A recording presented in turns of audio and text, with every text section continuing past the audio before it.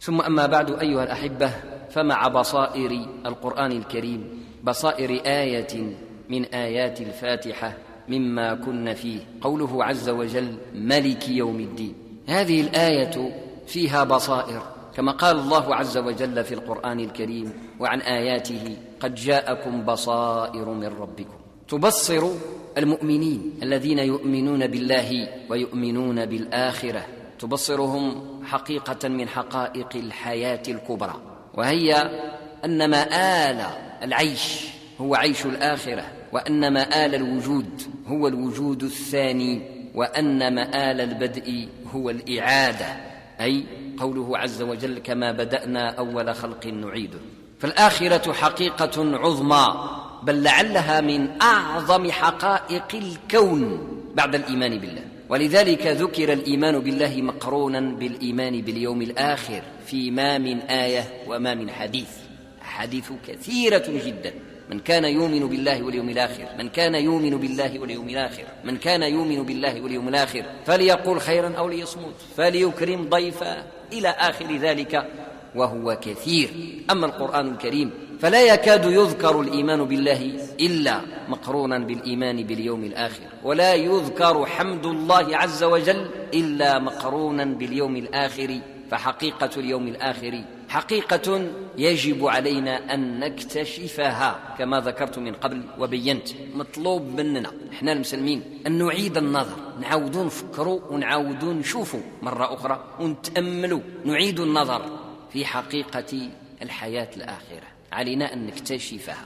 نحن نعرف ألفاظ ذلك ونؤمن بالحقيقة هكذا إيمانا إجماليا، يعني المسلمين كاملين كيأمنوا بالبعث، إيمان إجمالي، ولكن في كثير من الأحيان بدون معرفة، ما عندناش نظرة عارفة أي قريبة من حقيقة اليوم الآخر، ولذلك وجب علينا أن نكتشفها. تأملوا هذه الآيات من الفاتحة التي نقرأ بها كل يوم، هذه الصورة اليتيمة في القرآن الكريم، بل في الكتب المنزلة من السماء إلى الأرض من عند الله إلى الأنبياء والمرسلين.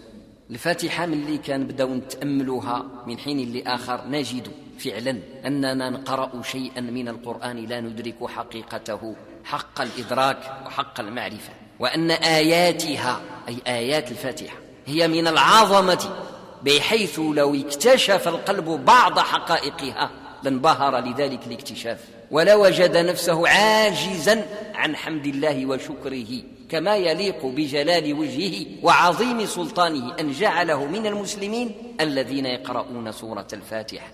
القرآن الكريم فيه كتب، بل فيه الكتب السابقة. القرآن الكريم فيه الإنجيل، فيه التوراة، فيه الزبور، فيه صحف إبراهيم، فيه كل القرائين والصحف التي نزلت قبل، جمعها الله عز وجل في القرآن الكريم، وزادنا على ذلك فضلا كثيرا. قرأوا قول الله عز وجل رسول من الله يتلو صحفا مطهرة فيها كتب قيمة. سيدنا محمد عليه الصلاة والسلام يقرأ القرآن، في القرآن كتب قيمة. إن هذا لفي الصحف الأولى صحف إبراهيم وموسى.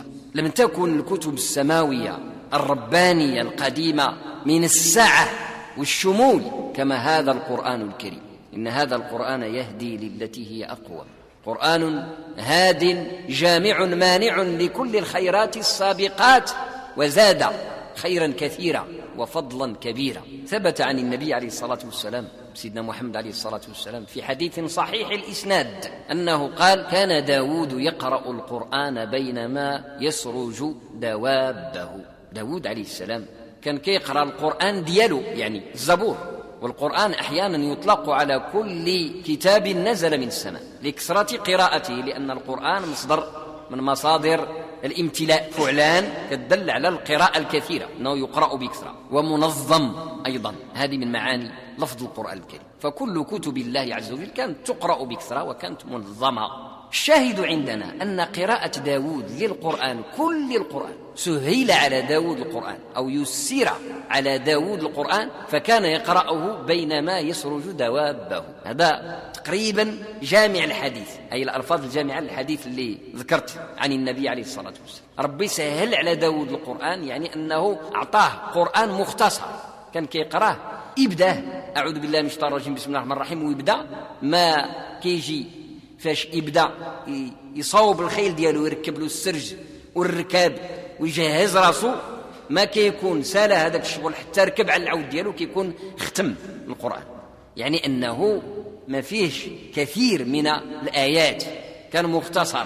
فهذه المدة هذه الإنسان يتخيلها ولو أنه كان يفعل ذلك بشكل مطول، لأن داود عليه السلام كان يرتل القرآن ترتيلا، كما قال النبي عليه الصلاة والسلام لأبي موسى الأشعري: لقد أوتيت مزمارا من مزامير آل داود. ومعروف بنص القرآن كيف كان داود يستجلب الطير والجبال بقراءته: يا جبال أوبي معه الطير إنا سخرنا الجبال يسبحن معه بالعشي والإشراق والطير محشورة كل له أواب. فالمعنى ديال هذا أنه كان يعني القراءة ديالو مرتلة ماشي مزروبة، ليست مهذورة ولكنها مرتلة. فبفرض أنها بهذا الشكل شحال غادي نتصوروا يكون كان كيقرأ من آية في اللحظة اللي يقرأ القرآن كله من البداية حتى النهاية بينما يسرج دوابه. يعني إسراج الدابة حتى الركوب عليها لا تتطلب أكثر من 40 دقيقة بالتوقيت المعاصر، أو 50 دقيقة قاع، أو ساعة المكانة. فإذا بالقراءة المرتلة بالشكل الذي ذكرناه ما تعدى شيء. يعني الحجم اللي كان كيقراه حزبين على أكبر تقدير أو 3 أحزاب. احنا نديروا لي قاع أنه يقرأوا سورة البقرة ولا يتصور بالشكل اللي قلنا.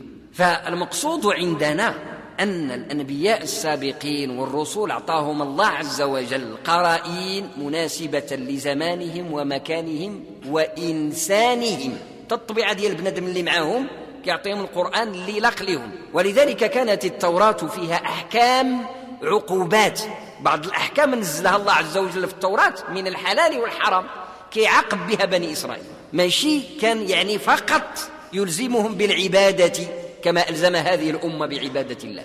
كان هذا المعنى واردا ومقصودا، نعم، قصد العبادة من التشريع في التوراة كان، ولكن كان أيضا قصد العقاب. فبظلم من الذين هادوا حرمنا عليهم، بظلم أي بسبب ظلمهم، باء السبب بظلم.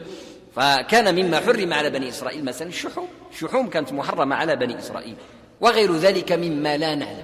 إذن الله عز وجل أنزل الكتب مناسبة للزمان والإنسان الذي عاش مع ذلك الرسول أو ذلك النبي.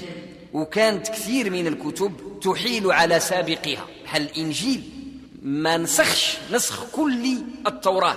الإنجيل الذي نزل على عيسى نزل يعضد التوراة، يعني كيخدم بالتوراة زائد الإنجيل. وإنما كان الإنجيل كتاب موعظة لحمل الناس على العمل بالتوراة، ولكن فيه تخفيف: ولأحل لكم بعض الذي حرم عليكم، أي رفع عنهم الله عز وجل في الإنجيل بعض العقوبات التي نزلت في التوراة. وجاء القرآن الكريم وجمع فضل الكتب جميعا، قاع داك الخير اللي كاين في صحف إبراهيم وفي كتاب موسى وكتاب عيسى وكتاب داود وكل الكتب مما علمنا وما لم نعلم، جمعها الله عز وجل في القرآن الكريم بنصوص الآيات التي ذكرت. فيها كتب قيمة. إن هذا لفي الصحف الأولى، صحف إبراهيم وموسى. ولذلك النبي عليه الصلاة والسلام ما أجاز للصحابة أن يعملوا بشيء من التوراة أو الإنجيل الذي كان عندهم في زمانهم، وإنما العمل بالقرآن فقط مما نزل من عند الله عز وجل، وسنة النبي طبعا التي هي شارحة ومبينة له. فائدة الكلام بعد هذا كله: إذا كان القرآن فيه داك الشيء اللي داز كله، ففيه أيضا اللي عمرو ما داز، فيه ما لم يكن في الكتب السابقة قط، وهو سورة الفاتحة. ما أنزل في التوراة ولا في الإنجيل مثلها، كما قال النبي عليه الصلاة والسلام: ترتيلة نرتلها كل يوم، وما أبأس وما أضيع وما أتعاسى من لا يرتلها.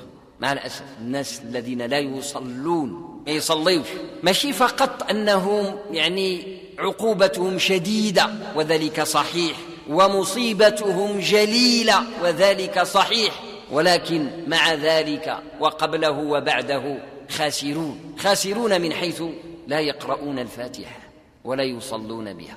ماشي جاء النبي صلى الله عليه وسلم هكذا عبثا، حشاه أن يعبث في التشريع وبالتشريع، ماشي جاء عبثا وقال لنا من لم يقرأ بفاتحة الكتاب فصلاته خداج، أو كما قال عليه الصلاة والسلام. ولزمنا بقراءة الفاتحة. فاتحة أم القرآن، أم الشيء هي الرأس، والمنطقة الحساسة في الرأس، ولذلك الرأس ديال القرآن والمنطقة التي تعتبر مفتاح القرآن من كشف الله له أسرارها انكشفت له أسرار القرآن الكريم. سورة الفاتحة حينما يحمد العبد ربه أن الحمد لله رب العالمين توحيدا وتفريدا له سبحانه وتعالى وعبادة، ثم يثبت له اسماءه وصفاته. الحمد لله رب العالمين الرحمن الرحيم، وصفة الرحمة كما ذكرنا قبل في البصيرة السابقة هي الصفة المفتاح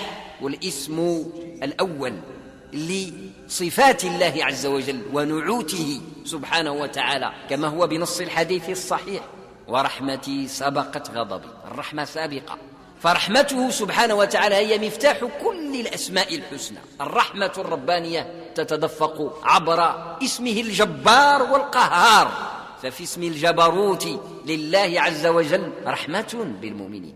فإذن أوائل الصورة هي مع الله عز وجل ذاتا وصفات، تعريفا به سبحانه وتعالى. أنت حينما تحمد ربك تحمده أنه هداك إلى معرفته وإلى بدء الطريق إليه، ولذلك جاب درجة ثانية معرفة الله عز وجل من حيث هو رب للآخرة، أي معرفة الآخرة، فقال مالك يوم الدين أو مالك يوم الدين. قلنا في البداية يوم الدين الذي هو اليوم الآخر، يوم الحساب، يوم الجزاء. الدين هو أهم حقيقة وجودية بعد الله عز وجل. جوج الأمور، المسلم والإنسان قبل أن يكون مسلما، الإنسان بصفة عامة كيتحكموا في الحياة ديالو وفي المصير ديالو، بحيث أنه إذا أخطأ واحدة منهما أخطأه الخير كله وأخطأه الخير كله. معرفة الله ثم معرفة اليوم الآخر. فالإنسان المتوجه إلى الله عز وجل في صلاته يعبد ربه، انطلق إليه يتعرف على ربه من خلال ذاته وأسمائه وصفاته سبحانه وتعالى. والطريق إلى الله عز وجل معرفة تفضي إلى الطريق إلى الآخرة معرفة، ولذلك جاءت المعرفة ديال الآخرة عن طريق معرفة الله. معرفة الآخرة جاءت في هذه الصورة وفي غيرها عن طريق معرفة الله مالك يوم الدين. فالسياق كان يتحدث عن الله ذاتا وصفات، حمدا له سبحانه وتعالى أن كان هو رب العالمين وكان هو الرحمن الرحيم، تلك كل ذلك عنه وله سبحانه وتعالى، ثم أن كان مالك يوم الدين. فهذا الوصف هو وصف لله عز وجل ملك، ولكن فيه إضافة أحالتنا وأسندتنا إلى الآخرة من بعد الله مالك يوم الدين. الإيمان بالآخرة نعمة عظيمة واجب على الإنسان يحمد الله عليها كل مرة، ولذلك وردت في سياق الحمد: الحمد لله رب العالمين. الحمد لله له أن كان هو ملك يوم الدين وأن خلقنا لا للدنيا ولكن ليوم الدين، للآخرة. تعيس الكفر وتعيس الضلال والجهل، عايش في الشقاء مع الأسف الشديد. يا حسرة على العباد ما ياتهم من رسول إلا كانوا به يستهزئون. ويا حسرة علينا نحن المسلمين أن هذه الحقائق العظيمة الجليلة بين أيدينا كنوز ونحن عنها غافلون. يتشبه ليه هذا الشيء بحال هذوك العرب، تشبيه مادي ولكن فيه تقريب. هذوك العرب اللي كانوا يعيشوا في الجزيرة العربية في العصور المتأخرة قبل ما يكتشفوا البترول، كانوا كيعيشوا واحد الحياة ديال الفقر، مشتغلين بجوج الأمور. اللي حدا البحر كل يوم كيأكل منهم البحر بسبب اشتغالهم باستخراج اللؤلؤ، يخرجوا الصديف ديال اللؤلؤ، يغوصوا غواصه ديال البحر. هذه هي الحرفه ديالهم اصحاب الخليج، الحرفه السابقه. او الماشيه، السرحه. من غير هذا الشيء ما كانش، لان التجاره اللي كانت عندهم من قبل مشات منذ ان اكتشف الاوروبيون راس الرجاء الصالح وبدلوا الطرق التجاريه من جهه العرب لجهه افريقيا. والبترول مازال ما كاينش، فكانوا كيعيشوا الفقر المدقع فعلا، وكيمشيوا بالجمال ديالهم، وهو اللي يكون حفر غير شويه تحت رجليه كنوز العظيمه التي حينما اكتشفت بدلت طبيعه الحياه راسا على عقب في الشرق بل في العالم. مثال كيقرب ولكن ما يعطيش الحقيقه كامله. احنا المسلمين مع القران هكذا، الايات نمر عليها، وكأي من آية في السماوات والأرض يمرون عليها، صباح وعشية كندوزوا عليها وهم عنها معرضون. ما سيقل لها خبر، ماشي ما شفناها، ولكن إعراض بسبب اشتغال القلب بالدنيا والدنيا فقط، بسبب غفلة القلب عن شهود الله وشهود الآخرة، بسبب موت الإحساس. فعلا إحساس ميت لدينا ونعاني منه أجمعين. اللي فينا فايق يعاني من مرض، هذا المرض هو هذا الإحساس ضعيف، فنحن بين ضعف وموت. يا إما الإنسان في خطرة مفضي راه تالف تجاه الآخر، أو فيه بعض اليقظة ولكن كيعاني من مرض عصره اللي هو المرض المادي، ضغوط الدنيا المادية، أنت تجبد وهي تجبد. والإيمان بين هذا وذاك في حال شد وجذب. والمؤمن الذي ثبته الله عز وجل هو الذي استطاع أن ينتصر على مغريات الحياة الدنيا، ينتصر لله عز وجل من نفسه، فيؤمن باليوم الآخر حقا ومشاهدة، ويسعى إلى ذلك سعيا، كما ذكرنا مرارا في قول الله عز وجل: من كان يريد العاجلة عجلنا له فيها ما نشاء لمن نريد. من كان يريد العاجلة عجلنا له فيها، اللي بغى الدنيا كيعطيه ربي الدنيا، ولكن من كان يريد العاجلة عجلنا له فيها ما نشاء، كيعطيه ربي اللي بغى ربي، ما يعطيش اللي بغى هو. ولمن نريد كيعطي ربي اللي بغى يعطيه، واللي ما بغاش يعطيه راه واخا يجري ويكدرها ما يعطيش.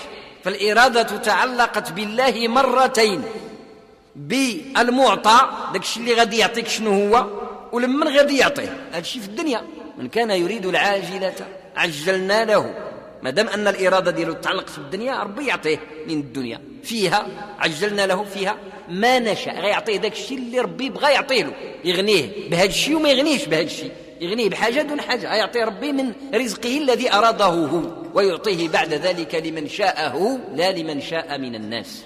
ثم جعلنا له جهنم يصلاها مذموما مدحورا.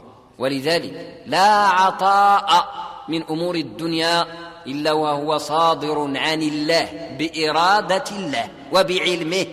الناس بعض الأحيان كيتحسروا، يمشي شي وحدين لفرنسا ولا أمريكا ولا أي دولة، كيجيو كيقول كي دوك الناس فايتيننا ب500 عام و1000 سنة، شحال خصنا باش نوصلوهم؟ أخيرا يحصل لنا كما يحصل لضعفة بني إسرائيل في زمن موسى: يا ليت لنا مثل ما لقارون. لاش هذا الذي يحصل بسبب ضعف الإيمان لدى الإنسان. ولا تمدن عينيك إلى ما متعنا به أزواجا منهم زهرة الحياة الدنيا لنفتنهم فيه. زهرة تعبير القرآن سبحان الله العظيم، ما كاين شي حاجة اللي كتبان بحال النوارة ولا الوردة، عمرها قريب كتفتح حياتها وشبابها هو قبل أن تتفتح. الوردة راه صحيحة ما حدها ما تفتحت مزيان، ما حدها برعم أو عند بداية التفتح، غير تكمل التفتح تبدأ في التشتت. هذا هو الدنيا. أحد الناس قال: حينما عشنا ميتنا، من اللي عشنا متنا.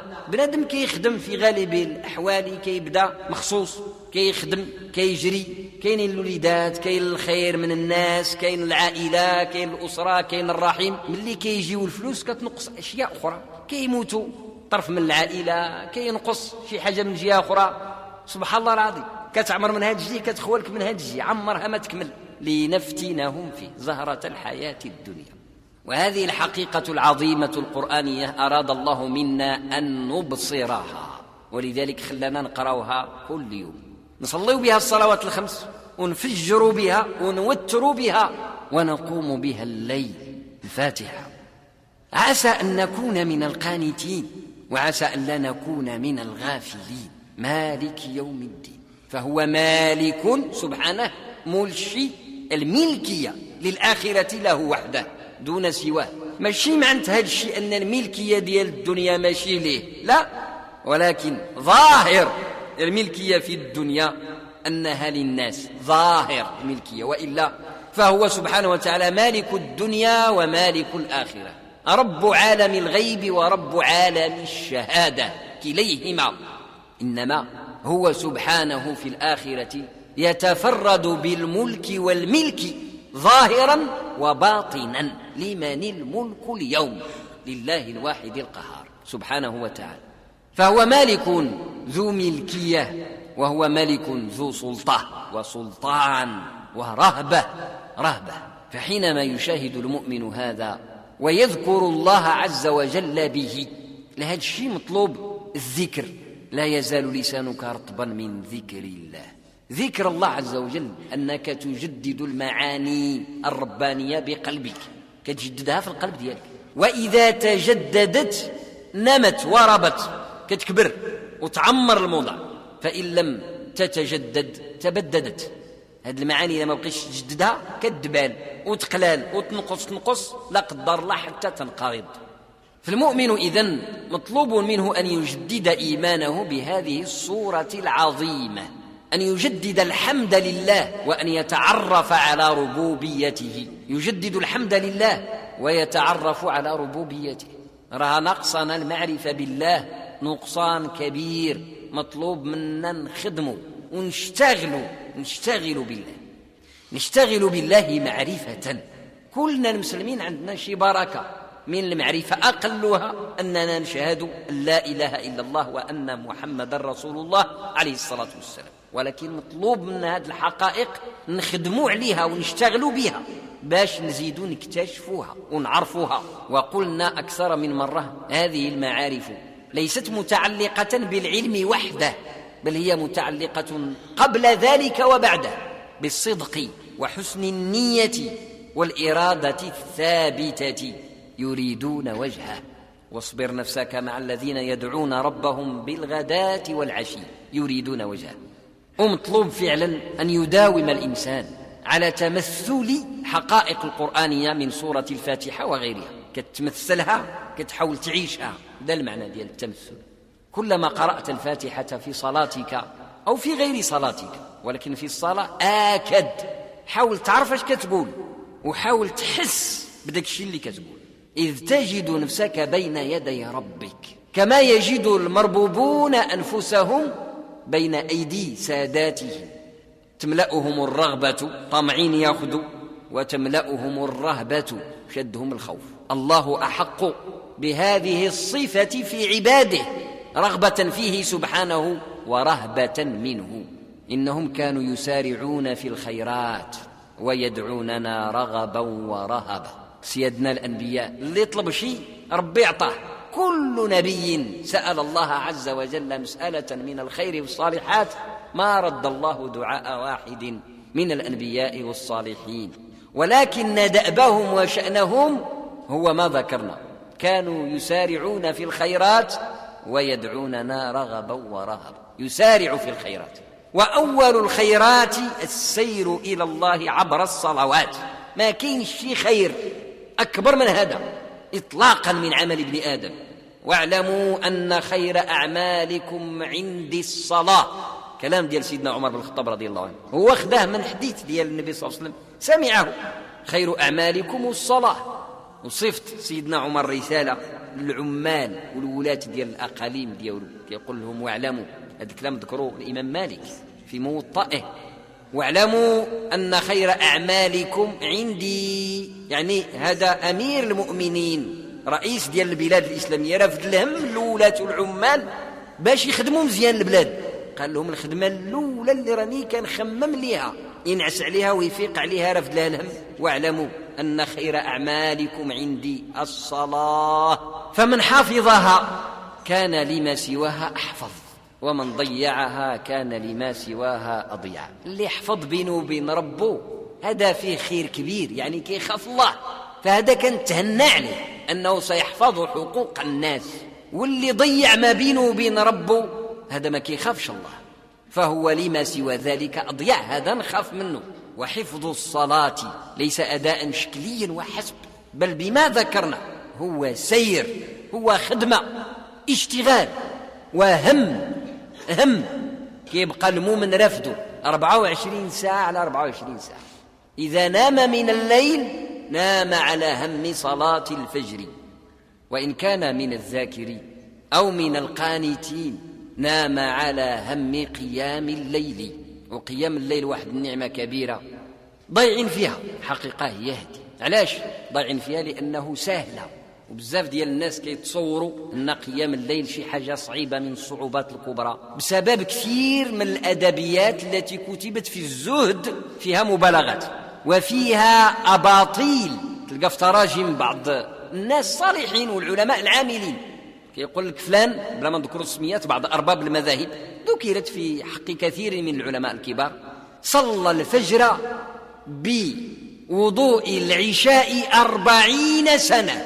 هذا ماشي مدح، هذا ذم. هذا إذا كان يفعل ذلك فقد خالف السنة وقضي الأمر الذي فيه تفسيان. وما كل واحد كيبغي يمدح الإمام ديال المذهب ديالو، كيزيدوا عليهم الكلام اللي ما كاينش. يقولوا فلان الإمام الفلاني صلى الفجر بالوضوء ديال العشاء، يعني الوضوء باش توضى في العشاء صلى به الفجر، يعني ما نعش كله في قيام الليل 40 عام. أولا مستحيل، لدر داك الشيء غادي يمرض ويموت. ها واحد. اثنين، قبل ذلك مخالف للسنة. أما وإني أعبدكم لله وأخشاكم له، أو كما قال عليه الصلاة والسلام في حديث 3 رهط، ولكني أصلي وأنام وأصوم وأفطر وأتزوج النساء فمن رغب عن سنتي فليس مني. قضية واعرة، اللي خالف هذا الشيء ما راه شيء من السنة. فولا بنادم غير كيسمع قيام الليل كيتخلع، يقول راه هذاك الشيء فوق القياس لا يطاق. وإبليس اللعين كيكتر بحال هذا الخريف على المسلمين حتى يتركوا قيام الليل. سيدنا عبد الله بن عمر رضي الله عنهما قال فيه النبي صلى الله عليه وسلم مرة: نعم الرجل عبد الله لو كان يقوم بليل. نعم الرجل عبد الله لو كان يقوم بليل. العلماء اللي كيدرسوا فقه الشريعة وأصول الشريعة كيسميوا هذه العبارة ديال الليل مطلق، بليل نكرة مفرد كيدل على المطلق. ما قالش لو كان يقوم الليل ويدير ديال استغراق الليل كله، بليل. والباء تدل على التبعيض، يعني طريف ديال الليل. وما قالش كل الليلة، وما قالش الليلة الفلانية، فترك ذلك على إطلاقه حسب نشاط القلب وانفتاحه وانبساطه للعبادة.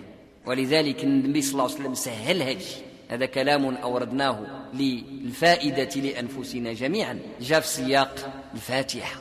المؤمنين الأولين ما كانوش كيشبعوا من القرآن، وما كيشبعوش من الصلاة، وما كيشبعوش من الفاتحة، فكانوا يكثرون يصلون الصلوات الخمس، كيبداو في الليل كيطوال عليهم الحال باش يدوز مسافة من العشاء حتى للصبح بلا صلاة، كطوال عليه. لأن الصلوات الخمس كلها متقاربة نسبيا، من الصبح للظهر، من الظهر للعصر، من العصر للمغرب، من المغرب للعشاء، كلها متقاربة. من العشاء للصباح يكاد يكون أو يوازي ما صلاه، يوازيه بدون صلاة. فالمؤمن كي ينفلت ويهرب من الفراش دياله ليلقى ربه في ساعة الخلوة، حد ما جاب له الخبر. في حديث صحيح عن النبي عليه الصلاة والسلام قال: من قام ب10 آيات لم يكن من الغافلين. ما معنى لم يكن من الغافلين؟ يعني كان من الذاكرين. شيء عجيب. من قام ب10 آيات، شحال هي 10 الآيات؟ يعني من الصور القصيرة، والضحى، اقرأ أو ما يقارب ذلك، 10 آيات. ومن قام ب100 آية كان من القانتين. عجيب. 100 آية بحال لا قريت في الركعة الأولى مثلا ياسين فيها كدا 80 آية، 80، والركعة الثانية بحال هاد الصور، والضحى أو اقرأ أو سبح، هاد الصغيرين فتكمل 100 كان من القانتين. ومنزلة القنوت التي هي الخضوع المطلق لله الواحد القهار، التي هي العابدية العليا، منزلة عظيمة جدا، ورب سهلها بحجم القيام فيها. ثم النبي صلى الله عليه وسلم أجاز لك أن تجزئ ذلك. قال عليه الصلاة والسلام: من قام ب100 آية في ليلة واحدة كتب له قنوت ليلة. يعني ليلة واحدة تعطى لك القنوت ديال ديك الليلة. واحد الليلة ما درت شيء، ما عندك شيء، ولكن يمكن لك تحصل على معنى القانت من حين لآخر، حتى تكون بعد ذلك من المواظبين فتنال درجة القنوت إلى الأبد إن شاء الله. ومن قام ب1000 آية في تتمة ديال الحديث كتب من المقنطرين. هذا اللي ما عنده عدد وما عنده حساب. الله يوفقنا أن نكون منهم جميعا. قلت: المؤمن الحقيقي يملأه شوق إلى الله عز وجل، ولذلك لا يشبع من القرآن ولا يشبع من الفاتحة، لأنه هذه الحقيقة ديال المعاودة تكرار ديال القراية ديال الفاتحة. ما كايناش شي صورة اللي يلزمنا الله بها نعودوها ونكرروها إطلاقا ما عدا الفاتحة. لا يكون ذلك إلا لأن فيها من الأسرار ما أن الإنسان لو بقي عمره كله يقرأها ويعيدها ويقرأها ويعيدها لا تنتهي أسرارها. ما تسلاش النعم اللي فيها والبركات اللي فيها والخيرات اللي كيعطيها ربي المؤمن العبد وهو يقرأها، ما تساليش نهائيا.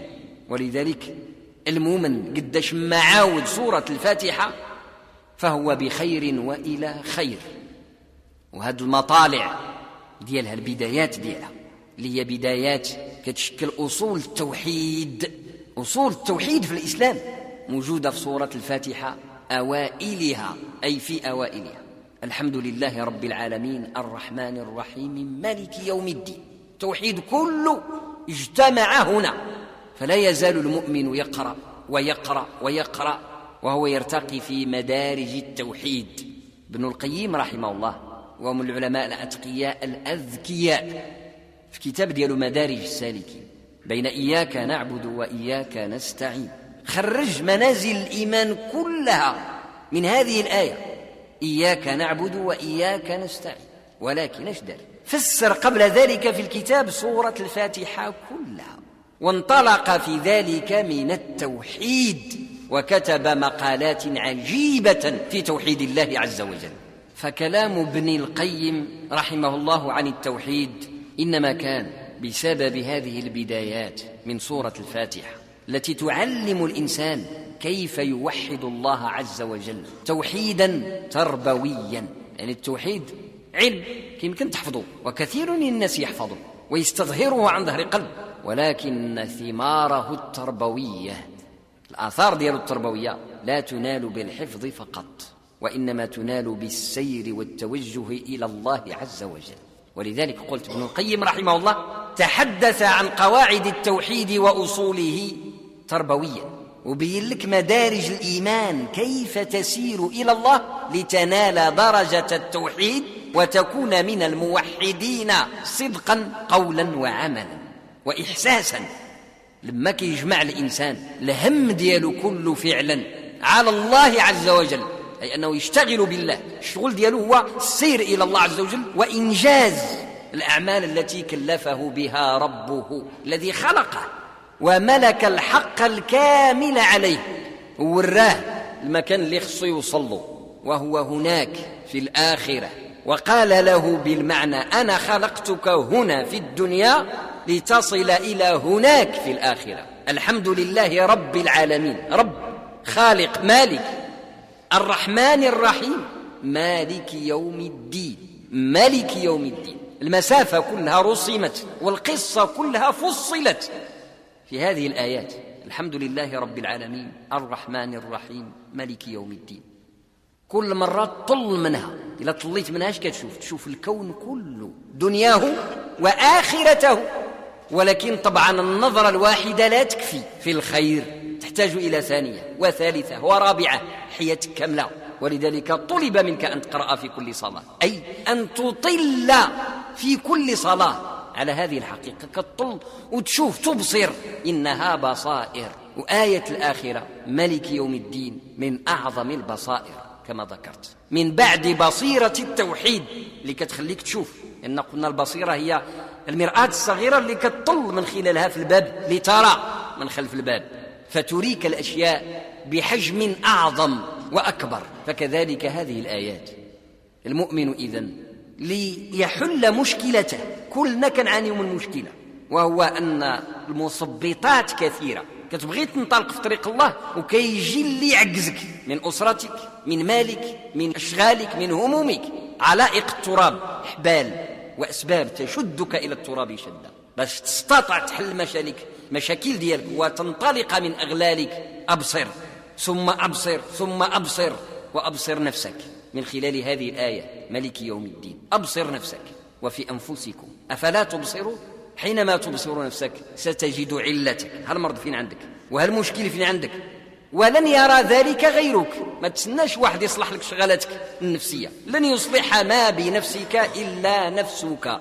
سلط نفسك اللوامة على نفسك الأمارة، تكن من الفائزين وتستقيم على الصراط المستقيم الذي ستأتي دعوته الكبرى بعد ذلك من سورة الفاتحة.